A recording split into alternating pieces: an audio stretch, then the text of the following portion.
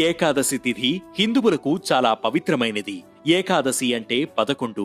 5 కర్మేంద్రియాలు, 5 జ్ఞానేంద్రియాలు, మనసు కలిపి మొత్తం 11. వీటిపై నియంత్రణ కలిగి ఉండి వ్రతదీక్ష కొనసాగించడమే ఏకాదశి అంతరార్థం.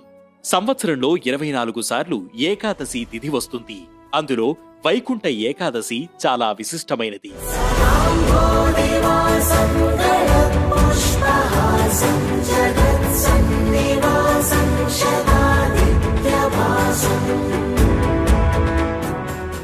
పుష్యమాసం శుక్లపక్షంలో వచ్చే ఏకాదశిని సర్వేకాదశి, వైకుంఠ ఏకాదశి, ముక్కోటి ఏకాదశి, మోక్షద ఏకాదశి అని పిలుస్తారు.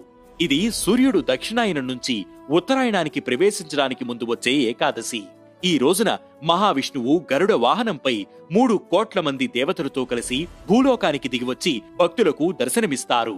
ఈ రోజున చాలా మంది శ్రీ మహావిష్ణువును ఉత్తర ద్వారం నుంచి దర్శించుకోవాలని ఆరాటపడుతుంటారు. పురాణాల ప్రకారం ఒకప్పుడు రాక్షసులు హింసను భరించలేక దేవతలందరూ కలిసి ఉత్తర ద్వారం నుంచి ప్రవేశించి శ్రీ మహావిష్ణువును దర్శించుకుని తమ గోడును వెళ్లబుచ్చుకున్నారు.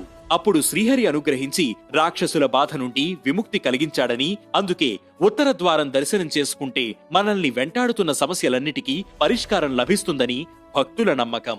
ఇక విష్ణు పురాణం ప్రకారం మురా అనే రాక్షసుడు దేవతలని ఇబ్బంది పెట్టడంతో వాళ్లంతా తమని రక్షించమంటూ విష్ణుమూర్తిని వేడుకున్నారట.